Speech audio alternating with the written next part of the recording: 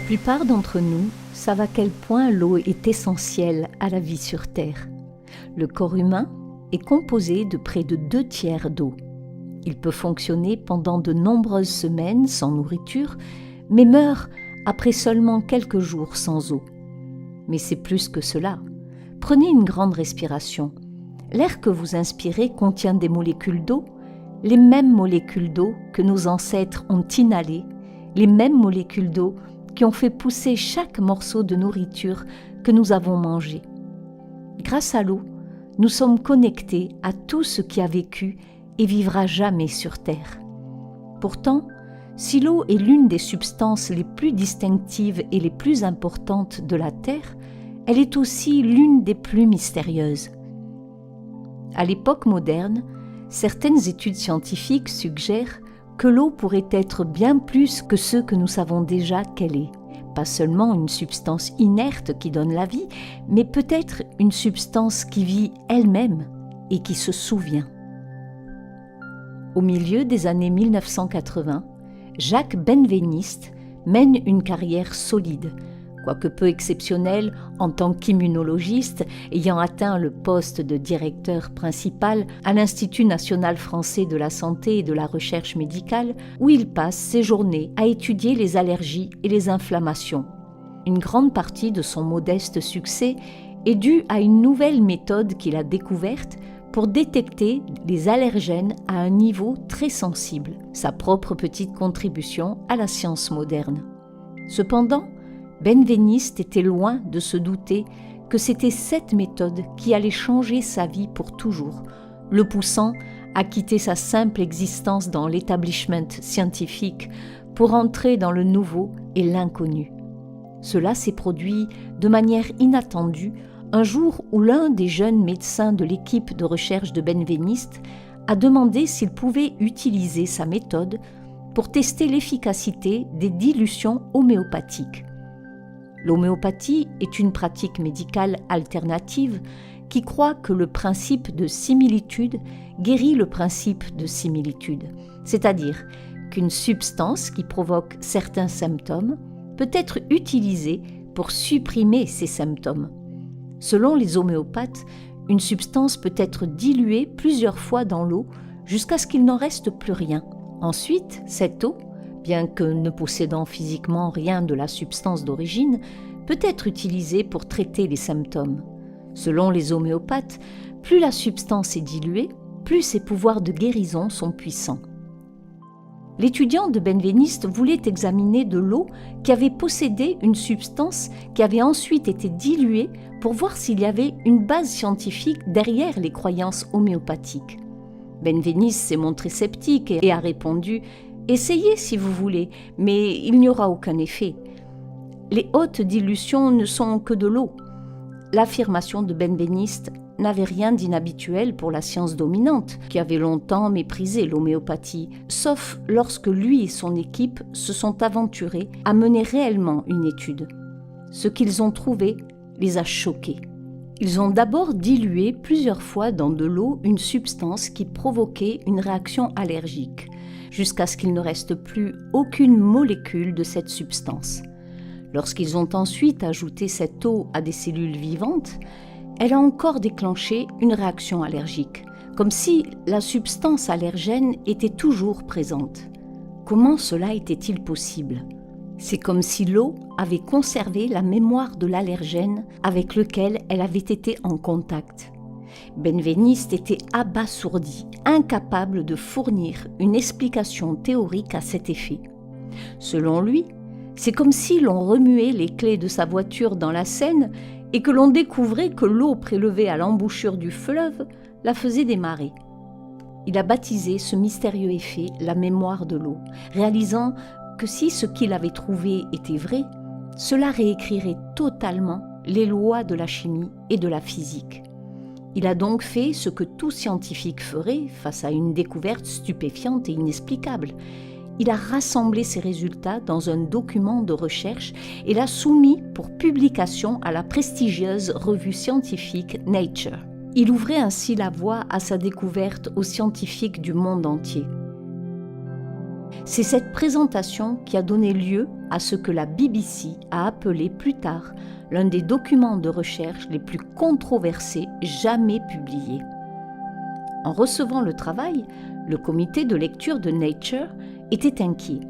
Il ne pouvait tout simplement pas se résoudre à croire que les résultats de Benveniste étaient corrects, car s'ils l'étaient, ils iraient à l'encontre des lois scientifiques établies que le comité connaissait et comprenait. Plus que tout, le comité voulait rejeter la publication de l'étude. Pourtant, il n'a pas pu trouver aucune erreur méthodologique évidente dans le travail, aucune faille qui lui aurait permis de s'en sortir et de rejeter le travail sur des bases objectives. Pendant plus de 2 ans, ils ont fait des allers-retours, cherchant une issue avant de finir par accepter, à contre-cœur, de publier les travaux de Benveniste en 1988. Leur accord, cependant, était subordonné à 2 réserves importantes. Premièrement, la publication de l'étude serait accompagnée d'une note écrite par le rédacteur en chef de Nature, John Maddox, et celle-ci informerait les lecteurs qu'un article paru dans le numéro de cette semaine décrit des observations pour lesquelles il n'existe actuellement aucune base physique avant d'avertir qu'il existe de bonnes et particulières raisons pour lesquelles les personnes prudentes devraient, pour le moment, suspendre leur jugement et exposer vigoureusement certaines des lois fondamentales de la science que le travail de Benveniste aurait pu violer. En outre, Maddox a pris la décision sans précédent de faire en sorte que Benveniste accepte de refaire l'expérience sous la supervision d'une équipe mise sur pied par Nature afin d'en vérifier la qualité. C'est lorsque cette équipe est arrivée que les choses ont commencé à devenir très bizarres. Au lieu de scientifiques, Nature a envoyé un magicien professionnel du nom de James Randi et un démystificateur professionnel de la fraude scientifique, Walter Stewart, pour superviser l'expérience. Ils se feront connaître sous le nom de Ghostbusters. C'était particulièrement inhabituel si l'on considère que l'objectivité est un principe fondamental de la méthode scientifique. Les scientifiques ne sont pas censés se lancer dans une étude en recherchant des résultats spécifiques. Pourtant, Nature avait envoyé des hommes dont le travail consistait à démystifier les faits afin qu'ils entrent dans l'étude pour rechercher des résultats contraires bien spécifiques. Sans surprise, puisque c'était leur travail, c'est ce qu'ils ont fait. Au début, les répétitions de l'expérience semblaient confirmer les résultats initiaux de Benveniste. Mais lorsque les essais ultérieurs ont échoué, les Ghostbusters se sont empressés de publier la conclusion que les résultats originaux n'étaient pas reproductibles. La théorie de Benveniste sur la mémoire de l'eau, affirment hautement les Ghostbusters, est aussi inutile que fantaisiste. Le magicien professionnel James Randi a donné le coup de grâce en assimilant le travail de Benveniste à la prétention d'avoir vu une licorne alors que l'on n'avait vu qu'une chèvre.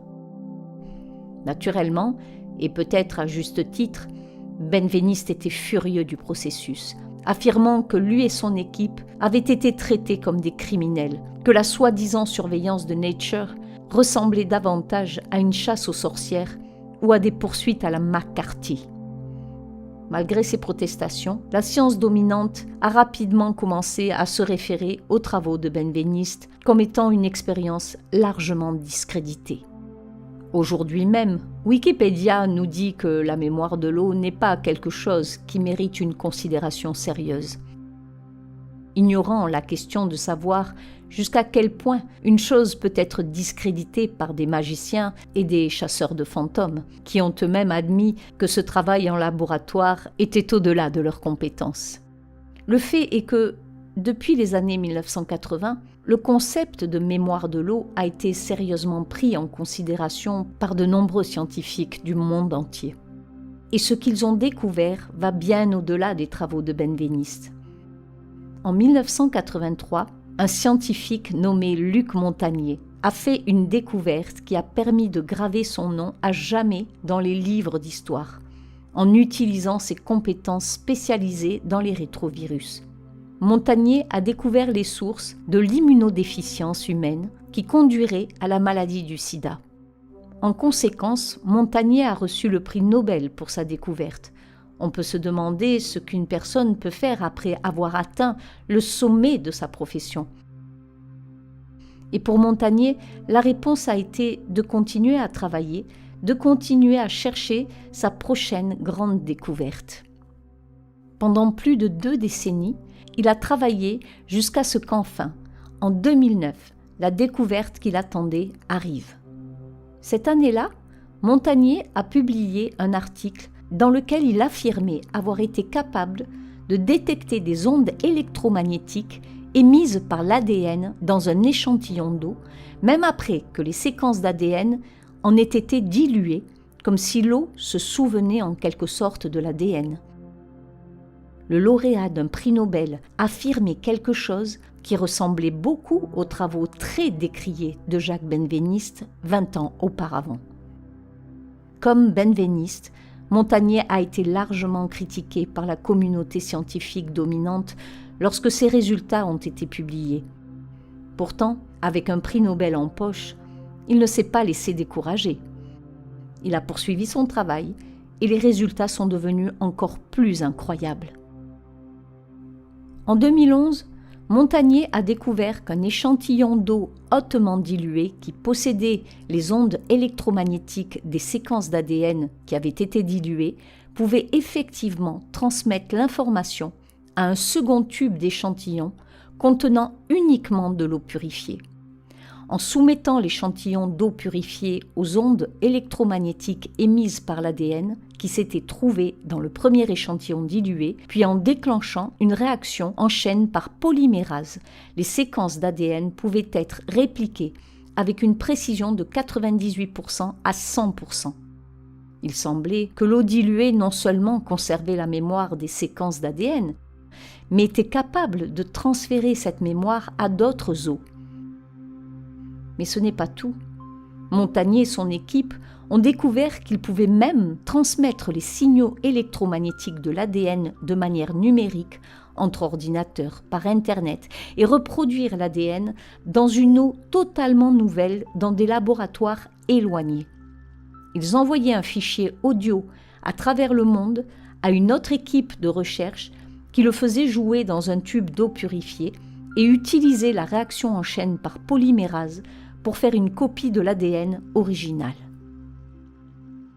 Il faut noter que tout le monde n'a pas tourné en dérision les travaux de Montagnier. En fait, certains ont même suggéré que c'était la révélation qui pourrait conduire à la découverte d'une vie extraterrestre. Si l'eau peut conserver la mémoire des séquences d'ADN et que la méthode de Montagnier permet de répliquer cet ADN dans les laboratoires du monde entier, alors pourquoi, ont demandé certains, cette même méthode ne pourrait-elle pas être utilisée pour répliquer l'ADN extraterrestre potentiel piégé dans l'eau trouvée sur les astéroïdes et les comètes? Peut-être cette eau contient-elle des séquences d'ADN de vie extraterrestre que nous pourrions répliquer et examiner avec les bons outils. Grâce à son incroyable travail, Montagnier a imposé son retour dans le courant scientifique dominant, organisant même un événement sur la mémoire de l'eau aux Nations Unies en 2014. Pourtant, comme Benveniste avant lui, Montagnier a souvent parlé de l'opposition, de la dérision auquel il a été confronté de la part de l'établissement scientifique. Et dans une interview, il a décrit une sorte de peur autour de ce sujet. Comme lorsqu'il s'agissait de travaux sur la mémoire de l'eau, les revues scientifiques avaient peur de les publier en raison de la terreur intellectuelle des personnes qui ne les comprennent pas. Mais quelle que soit la terreur intellectuelle que suscite la mémoire de l'eau, le travail de scientifiques comme Luc Montagnier se poursuit. En fait, presque au même moment où Montagnier travaillait sur la mémoire de l'eau et l'ADN, un autre scientifique a adopté une approche différente du phénomène. En 2007, Martin Chaplin, spécialiste des propriétés des molécules d'eau, a proposé une explication de la théorie expliquant comment la mémoire de l'eau pourrait être possible. Tout d'abord, une molécule d'eau est un dipôle dont une extrémité est chargée négativement et l'autre positivement. L'extrémité négative d'une molécule peut attirer l'extrémité positive d'une autre. Et c'est par cette attraction que la structure de l'eau se forme. Pour l'essentiel, la structure est fluide et de courte durée, en constante évolution.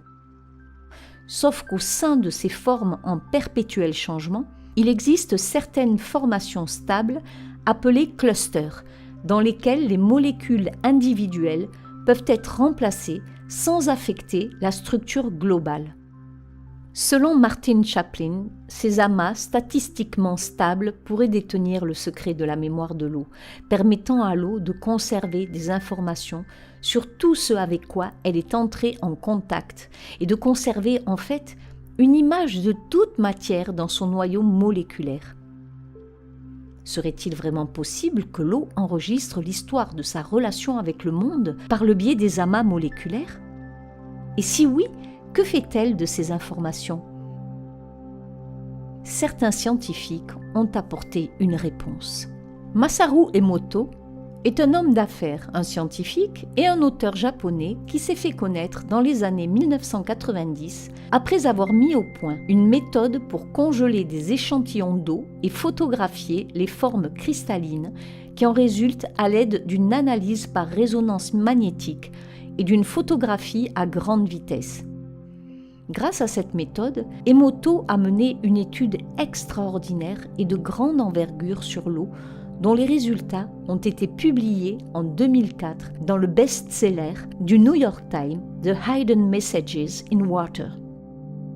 Dans cette étude, Emoto et son équipe de recherche ont exposé différents échantillons d'eau à différentes intentions humaines par le biais de pensées et de mots, puis ont photographié les cristaux produits par chaque échantillon. Il est étonnant de constater que l'eau qui avait été exposée à une intention positive, aimante et compatissante, formait de beaux cristaux, tandis qu'une intention négative, colérique et craintive produisait des formations désagréables. Bien sûr, les termes beau et désagréable sont subjectifs. Alors, voyez par vous-même le cristal pour l'amour et la gratitude, pour tu me dégoûtes, pour éternel, pour la paix, pour le mal, pour merci. C'était comme si l'eau a absorbé la positivité pour en faire quelque chose de beau et transformer la négativité en quelque chose de laid. Emoto et son équipe ont poursuivi leurs études en exposant des échantillons d'eau à différentes pensées et paroles, à des mots écrits sur du papier collé contre un récipient d'eau et même à de la musique. Notez le cristal formé par de l'eau qui avait été exposé à la symphonie numéro 40 de Mozart et comparez-le au cristal formé par de la musique heavy metal. Finalement, Emoto est arrivé à une conclusion à la fois simple et profonde. Il a affirmé que des changements positifs dans les cristaux d'eau pouvaient être obtenus par l'appréciation et l'amour, par des prières et des mots de gratitude et par de la belle musique. En 2006, Emoto a cherché à le démontrer à grande échelle.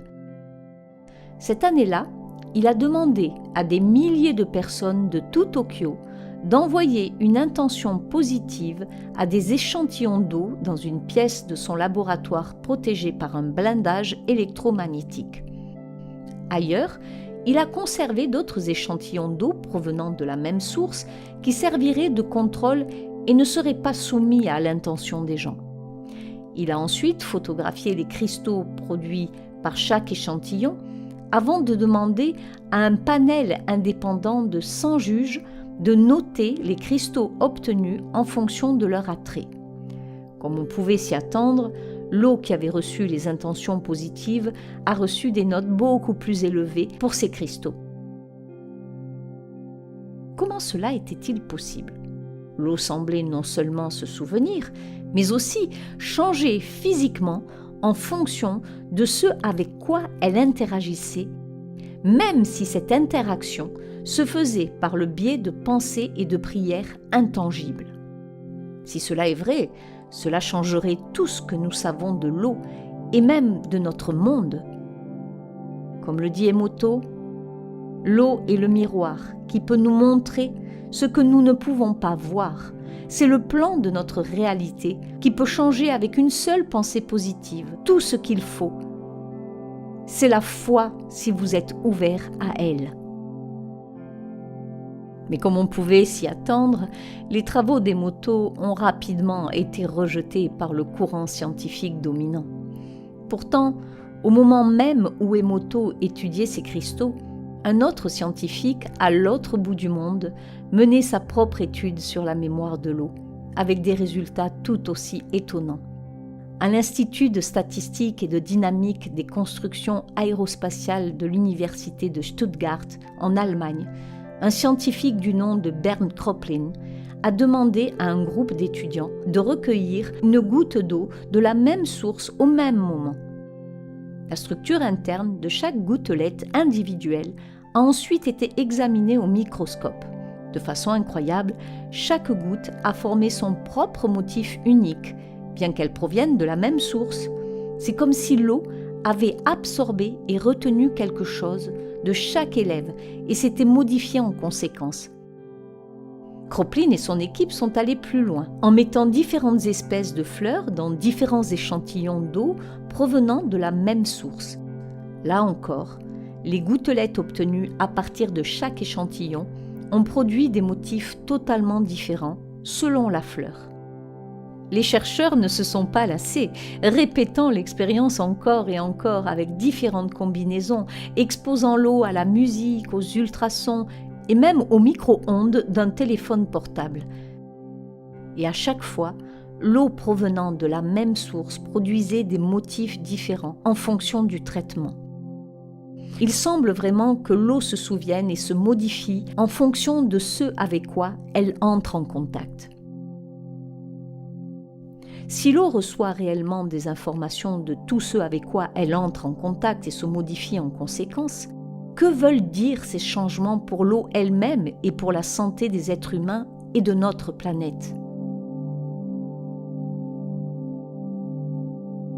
Victor Schauberger est né le 30 juin 1985 dans le petit village autrichien de Holzschlau. Fils d'une longue lignée de maîtres forestiers remontant à plusieurs générations, Schauberger a grandi en tant que garçon de la forêt, passant souvent plusieurs jours d'affilée dans les bois avec son père. C'est là qu'il a développé une observation aiguë de la nature, en particulier de l'écoulement et du comportement de l'eau. On sait qu'il pouvait s'asseoir dans la solitude et fixer le murmure d'un ruisseau pendant de longues heures sans se lasser. Il semblait à beaucoup que le jeune Schauberger avait une sorte de connexion avec les bois que les autres n'avaient pas. Ce n'était peut-être pas une surprise, comme il l'a dit lui-même. Depuis ma plus tendre enfance, j'avais la plus grande ambition de devenir garde forestier comme mon père, mon arrière-grand-père et son père avant lui. Lorsqu'il a atteint l'âge de l'université, son père voulait qu'il aille à l'université à Vienne et devienne arboriculteur comme ses frères. Mais Schauberger pensait que les enseignants dans les salles de classe ne feraient que déformer sa vision de la nature et que le meilleur professeur de la forêt était la forêt elle-même. Il a donc obtenu son certificat de garde forestier et est parti en apprentissage auprès d'un garde plus âgé. Il a obtenu son premier contrat solo en 1920, à l'âge de 25 ans, en supervisant une immense forêt pour un prince allemand. C'est à cette époque que Schauberger a montré à quel point son lien avec la forêt était spécial.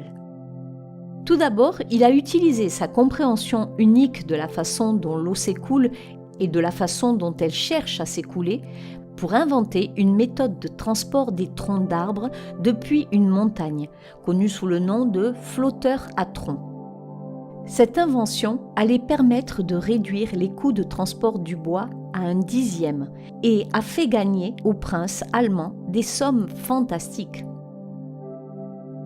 Et tout au long des années 1920, il continue à déposer des brevets pour de nouvelles inventions presque chaque année, devenant ainsi renommé pour ses connaissances et gagnant le surnom de magicien de l'eau.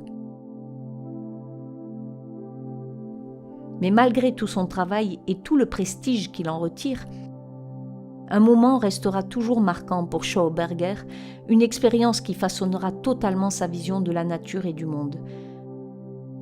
Alors qu'il visitait un district éloigné dans les montagnes avec de vieux chasseurs, Schauberger a été conduit à une ancienne cabane en pierre qui recouvrait une source naturelle utilisée depuis longtemps par les chasseurs. À un moment donné, les chasseurs ont décidé de démolir la cabane, aussi vieille et décrépite soit-elle. Mais lorsqu'ils l'ont fait, la source s'est presque instantanément tarie, ce qui, selon les chasseurs, n'était jamais arrivé auparavant. Il fallait faire quelque chose, car ils avaient besoin de cette source. Mais quoi ? Finalement, quelqu'un a fait la suggestion inhabituelle et peut-être désespérée de reconstruire la hutte. Aussi incroyable que cela puisse paraître, lorsqu'elle fut reconstruite, l'eau revint presque immédiatement. C'était presque comme si l'eau avait une mémoire des pierres et revenait quand elles redécouvraient leur présence, défiant la gravité pour chercher les pierres sous la terre. Plus Schauberger réfléchissait à cette source, plus il lui apparaissait clairement que l'eau n'était pas une simple substance chimiquement inerte. L'eau était vivante. Pour reprendre ces mots, « Je considère l'eau comme le sang de la terre. Son procédé interne, bien que non identique à celui de notre sang, est néanmoins très similaire. C'est ce processus qui donne à l'eau son mouvement. » Fort de ces années d'expérience, Schauberger a avancé que l'eau vivante tourbillonnait et pulsait de manière très spécifique lorsqu'elle était saine, ce qui lui permettait de conserver sa pureté et sa fonction. À l'inverse, l'eau pouvait mourir si elle était maltraitée. Sa vitalité dépend de la façon dont elle coule, l'eau de source naturelle étant le meilleur choix et le plus sain puisqu'elle provient d'un environnement préservé à l'intérieur de la terre. À partir de cette prise de conscience, Schauberger a commencé à craindre la façon dont les humains utilisent et traitent l'eau à l'époque moderne, en la faisant passer par de longs canaux rectilignes et des dispositifs cylindriques que l'on ne trouve pas dans la nature, avec de nombreux virages à angle droit, contrairement aux courbes douces d'un ruisseau ou d'une rivière. Schauberger était convaincu que ce traitement entraînait la dégradation de la structure naturelle de l'eau. Si l'eau est un être vivant, c'est alors de cette façon qu'elle meurt. Ce que cela impliquait pour la planète et les êtres humains qui dépendaient de l'eau pour leur survie terrifiait Schauberger. En fait, il a passé les dernières années de sa vie à travailler furieusement à la mise au point d'un appareil qui produirait de l'eau vivante en simulant le mouvement des torrents de montagne. Pour cela, beaucoup de gens de la science dominante se sont moqués de lui, ce à quoi il a répondu « Ils m'appellent le dérangé, l'espoir est qu'ils aient raison. Il n'est ni plus ni moins important qu'un nouveau fou erre sur la terre. Mais si j'ai raison, et que la science a tort, alors que le Seigneur Dieu ait pitié de l'humanité. » La question de l'impact de la façon dont nous gérons notre approvisionnement en eau a été explorée à une époque plus moderne par Masaru Emoto, en utilisant la même méthode que celle utilisée pour examiner l'eau chargée d'intentions humaines. Emoto a étudié les cristaux produits par des échantillons d'eau provenant de différentes sources. Il a constaté que l'eau des sources de montagne produisait de beaux cristaux, tandis que l'eau du robinet des villes japonaises ne formait que des cristaux incomplets et que l'eau du robinet de Londres, en Angleterre, ne formait pas de cristaux du tout. Des décennies après que Schauberger ait théorisé que l'eau était un être vivant qui pouvait mourir, il semblait qu'Emoto montrait que, d'une manière ou d'une autre, quelque chose n'allait pas avec l'eau des villes, une eau transportée et traitée par des moyens non naturels. Mais pour quelle raison ? En 2005, une équipe de biophysiciens russes dirigée par Konstantin Korotkov s'est rendue dans une région reculée du Venezuela pour y mener une étude révolutionnaire. Leur destination était Roraima, une région dont les eaux n'avaient jamais été en contact direct avec les humains et connue par les tribus locales comme la mère de toutes les eaux. Pendant 3 jours, les scientifiques ont traversé la savane vénézuélienne, la jungle et finalement escaladé un mur de 800 pieds pour atteindre le sommet de Roraima, où l'eau était dans un état de pureté unique. Leur mission était de tester l'eau à l'aide d'un appareil que Korotkov avait mis au point pour mesurer la lueur électrophotonique autour des membres de son équipe, des plantes, des objets et bien sûr de l'eau. En bref, ils allaient mesurer les propriétés énergétiques de la mère de toutes les eaux. Korotkov et son équipe ont émis l'hypothèse que les eaux de Roraima pourraient avoir 2 voire 10 fois l'énergie de l'eau normale. Mais lorsqu'ils ont commencé leurs analyses, les résultats les ont stupéfaits. L'eau du Roraima n'était pas 2 fois plus active, ni 10 fois, mais 40 000 fois plus active que l'eau normale. Ces propriétés énergétiques étaient si importantes que Korotkov et son équipe ont conclu que l'eau du Roraima et l'eau habituelle étaient des substances fondamentalement différentes. Plus incroyables encore furent les effets de l'eau du Roraima sur l'équipe de recherche pendant son séjour. En utilisant le même appareil que celui utilisé pour mesurer les propriétés énergétiques de l'eau elle-même, Korotkov a constaté que le champ d'énergie des membres de son équipe montait en flèche chaque fois qu'ils se trouvaient au sommet du Roraima. Là où Masaru Emoto avait montré dans ses travaux que l'eau des villes semblait malade d'une certaine manière, ici, Korotkov montrait que les eaux vierges de Roraima semblaient déborder d'énergie et de vie et semblaient même capables de transférer ses propriétés énergétiques aux personnes qui l'entouraient. C'est pourquoi, ces derniers temps, nombreux sont ceux qui, comme Schauberger, ont consacré leur vie à tenter d'inventer un moyen de ramener l'eau à un état vierge plus naturel avant qu'elle ne soit affectée par l'humanité, pour en fait lui redonner vie. Cette eau vivante est souvent appelée eau structurée. En 2014, un scientifique nommé Guy Londechamp a publié les résultats de 5 années de recherche sur des sujets ayant bu de l'eau structurée à partir d'un dispositif de structuration qu'il avait inventé. Selon Londechamp, les sujets ont vu une augmentation de 80% de leur champ énergétique après un seul verre. Des études similaires examinant les effets de la consommation d'eau vivante au lieu de l'eau qui sort des robinets dans les villes ou même de l'eau en bouteille se poursuivent à ce jour, avec des résultats similaires. Mais l'idée que l'eau puisse être vivante ou morte, énergétique ou non, est une idée qui remonte bien au-delà de la science moderne.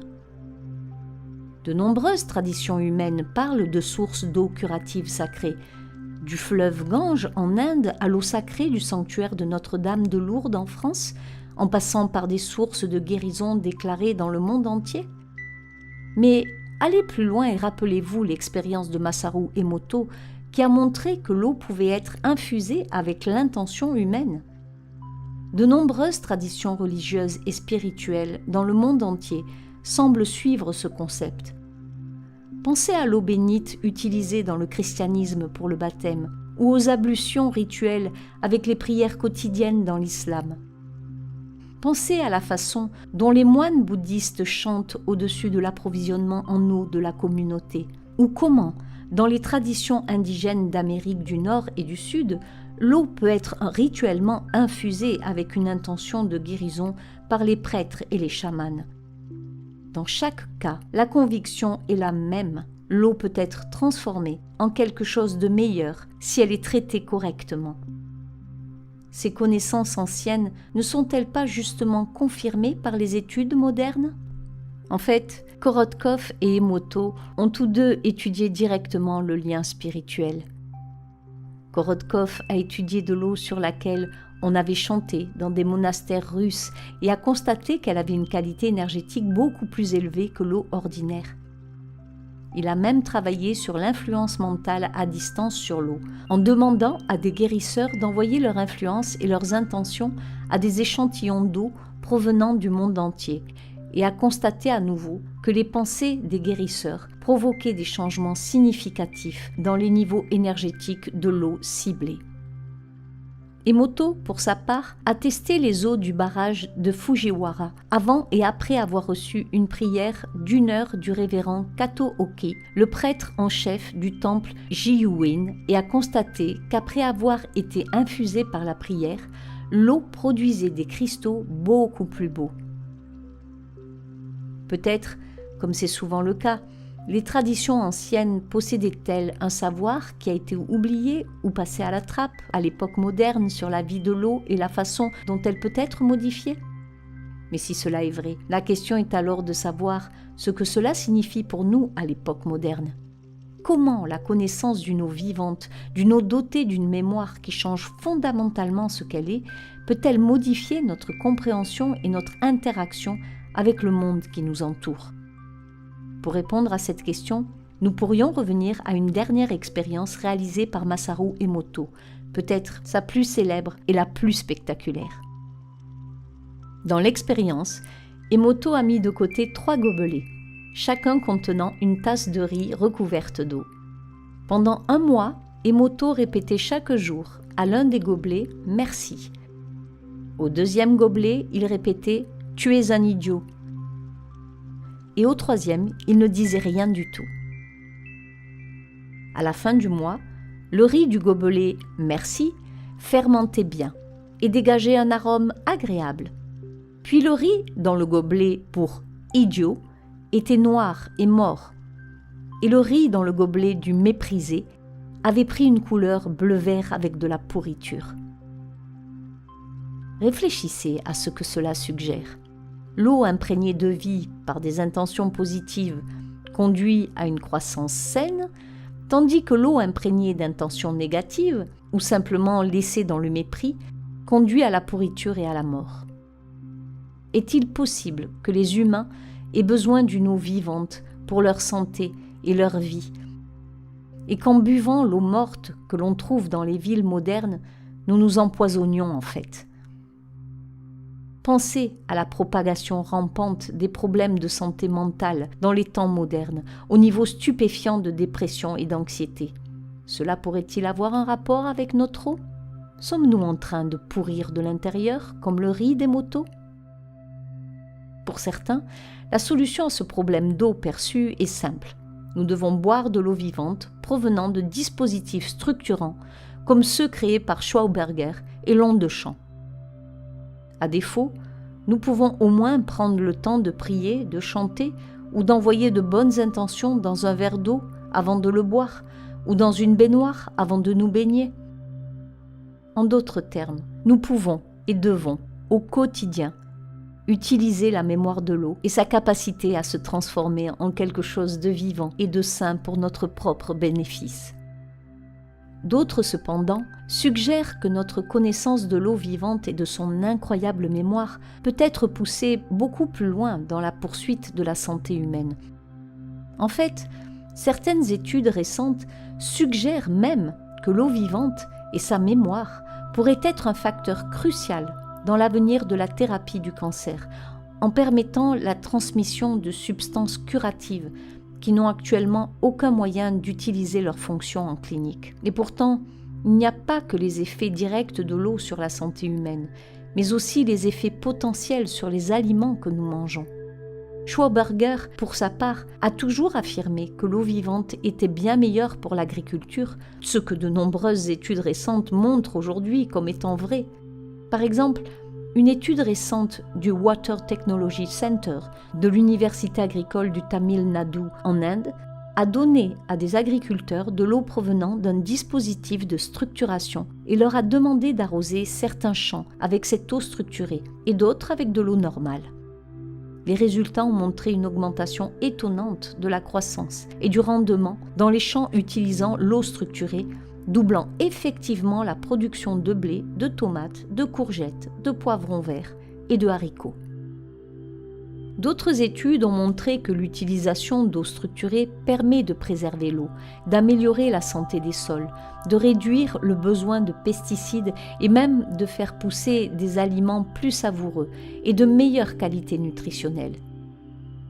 Il est incroyable de penser qu'à l'heure de la crise agricole mondiale, l'eau vivante associée à la permaculture pourrait être la clé pour nourrir facilement le monde entier.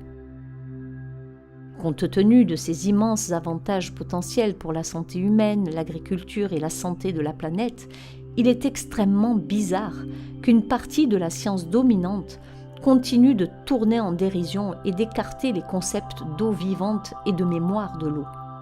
Peu importe le nombre de preuves qui affluent, la science bien pensante continue à déprécier, à discréditer ceux qui travaillent dans ce domaine, comme elle l'a fait pour Jacques Benveniste. Un article paru dans Vox à propos de Masaru Emoto est révélateur de l'attitude adoptée par une grande partie du culte de la science sur le sujet. Là se trouvent les narratifs de cette pensée dominante. Peu de scientifiques ont essayé de démentir ces affirmations, considérées manifestement ridicules, bien qu'ils n'ont pas prouvé que les chercheurs sur la mémoire de l'eau avaient tort. C'est que les inquisiteurs de la science se sentent offensés par le fait même de ces recherches, alors qu'ils n'amènent aucune preuve du contraire. Pourquoi une attitude aussi ferme de la part de la doxa scientifique, dont nous savons à quel point elle s'est trompée dans le passé à maintes reprises ? John Maddox, alors rédacteur en chef du magazine Nature, qui s'est occupé de l'article initial de Benveniste sur la mémoire de l'eau, a peut-être accidentellement fourni une réponse lorsqu'il a déclaré « Ce n'est pas tant que nos esprits sont fermés, mais que nous ne sommes pas prêts à changer nos idées de la façon dont la science fonctionne. » Mais c'est justement cela. Parfois, un changement radical de point de vue est nécessaire. Le soleil tournait autour de la Terre jusqu'à ce que ce ne soit plus la vérité. Avec ce qui est en jeu ici, sur ce sujet, cela pourrait être aussi l'un de ces moments. Comme le dit le dicton, parfois l'hérésie d'aujourd'hui devient la vérité de demain. Merci d'avoir regardé cette vidéo. Si vous avez apprécié la vidéo et que vous êtes nouveau, je vous invite à vous abonner et à cliquer sur la cloche pour recevoir les futures notifications. Je tiens à remercier du plus profond du cœur les personnes qui me font des dons, car ceci m'aide beaucoup dans mes recherches et pour continuer la production et la diffusion de toutes ces vidéos. Vous pourrez trouver tous les liens en description sous la vidéo. Bien à vous et à très bientôt pour de nouvelles vidéos.